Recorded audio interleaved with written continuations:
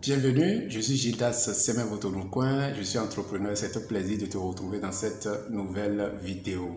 Alors si tu es jeune, tu es en quête d'idées d'entreprise, tu as ton idée mais tu ne sais pas comment la concrétiser, tu es recherche d'emploi ou tu es déjà cadre d'entreprise maintenant qui cherche à passer à un autre niveau et si tu veux être financièrement libre, tu te retrouves à la bonne place et au bon moment. Aujourd'hui, nous allons parler d'habileté. Tu te rappelles, pour toi qui viens de nous rejoindre, que nous nous sommes lancés dans une série de vidéos qui est intitulée « De quoi ont besoin les jeunes pour réussir ?»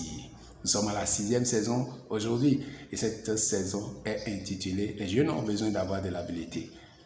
Le premier épisode de cette saison est intitulé « Jeune, es-tu habile comme le bâtisseur ?»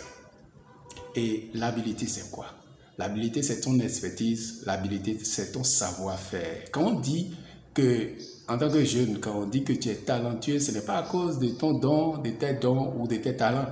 Non, c'est à cause de l'utilisation que tu fais de tes dons et de tes talents. Tu as pris le temps de travailler tes talents. Tu as pris le temps de travailler sur toi pour pouvoir atteindre tes objectifs. Si bien que quand les gens te voient, tes clients, ton employeur ou tes amis te voient à l'œuvre et disent ben, tu es talentueux. Est-ce que tu vois? Mais le fait de ne pas prendre conscience de cela fait que la plupart de nos jeunes aujourd'hui tombent dans bien des pièges. Il y a une partie qui ne travaille pas du tout. Il y a une partie qui travaille moins. Il y a une partie qui travaille mais pas intelligemment. Mais dans le même temps, ils pensent qu'ils méritent mieux que ce qu'ils ont actuellement. Ils pensent qu'il vaut mieux que les autres. Et cela entraîne bien des problèmes à ces jeunes et à la société, à leurs entreprises, à l'Afrique, au monde. Et c'est pour pallier à cela que nous sommes en train de faire ce travail. Alors, lorsque nous restons dans l'angle du bâtisseur, le bâtisseur, quand on parle de bâtisseur, nous voulons parler de quelqu'un qui est dans le domaine du BTP, nous voulons parler des travaux publics, la construction d'une maison, d'un bâtiment public, d'une route par exemple. Lorsqu'il s'agit de faire ces travaux, en tant que jeune, je sais que tu es conscient du soin qu'on donne à de telles œuvres. On fait appel à l'architecte, à des cabinets qui vont étudier le sol, qui vont étudier l'environnement, qui vont étudier tout cela pour savoir quel type de matériaux, quel type de plan il faut mettre en place pour s'assurer de choses.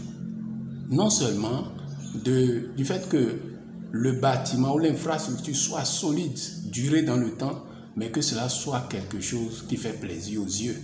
C'est-à-dire c'est agréable, il faut que ça soit agréable à voir. Alors, toi-même jeune qui veux réussir, tu dois faire attention à ton habileté comme un bâtisseur le fait. Parce que les gens doivent te voir et dire « Waouh, mais tu es talentueux ». Non seulement ils vont dire « Waouh », mais ils vont te voir durer aussi dans le temps. En ce qui concerne ton emploi, en ce qui concerne ton entreprise, en ce qui concerne ton but dans la vie. Je vais te faire 3 propositions pour pouvoir être habile. Première proposition, peut-être que tu dois prendre ce stage, cet emploi, que tu sais que les conditions financières et d'autres conditions ne sont pas réunies, mais tu dois l'accepter peut-être. Pourquoi? Il faut que tu aiguises tes compétences, que tu aiguises ton expertise, bâtisses ton expertise et que tu aies de l'habileté. Attention, il est important que tu clarifies le pourquoi de cela. Sinon, tu ne serais pas productif, tu ne seras pas productif au travail, tu ne seras pas productif dans ton entreprise. Tu dois te dire, peut-être, j'accepte cela parce que dans un an, dans 2 ans ou d'autres délais que tu te serais fixé, j'ai l'intention d'avoir mieux. Je veux prendre un nouvel emploi. Je veux réorienter ma carrière. Mais j'ai besoin de l'expertise dans ce domaine. Donc, dans ce domaine. Donc, je dois accepter cet emploi. Je dois accepter ce stage qui, quand même, toutes les conditions ne sont pas réunies. Dès que tu clarifies le pourquoi, c'est plus facile pour toi d'être là-bas, de travailler et quand même d'être productif. Deuxième chose que je te propose, c'est que peut-être tu dois retourner à l'école. Tu dois peut-être retourner dans un centre de formation, retourner en apprentissage. Je te donne mon exemple. À un moment donné, quand j'ai échoué dans mes entreprises, j'ai fait faillite, j'ai fait le point. Et pour recommencer à zéro, j'ai vu que j'avais besoin de l'expertise dans un certain domaine. Et la décision est que je retourne à l'école. Et donc, je devais financer mes études moi-même parce qu'il n'y a personne. Je n'ai que Dieu. Alors, j'ai pris ma valise, j'ai voyagé dans un pays, dans un autre pays, et je me suis mis à apprendre. Ça a été dur parce que je me rappelle, il y a une semaine où j'ai dû rien manger du tout pendant 3 jours. Le 3e jour, il y avait une scène qui s'est produite avec mon professeur. J'étais en classe, je lui ai dit, madame, on finit à quelle heure? Elle dit, Gildas, tu sais à quelle heure on finit? Pourquoi tu me poses ces questions? Elle dit, madame, je le dis parce que je n'ai pas mangé depuis 3 jours. Et j'ai commencé à ne pas me sentir vraiment pas bien. Et je ne sais pas quand est-ce que j'ai prononcé ces paroles. Et c'est après le cours que j'ai reçu de l'aide des jours. J'ai reçu des vivres avec de l'argent et après, j'ai aussi reçu de l'argent de mes activités qui sont restées dans mon pays.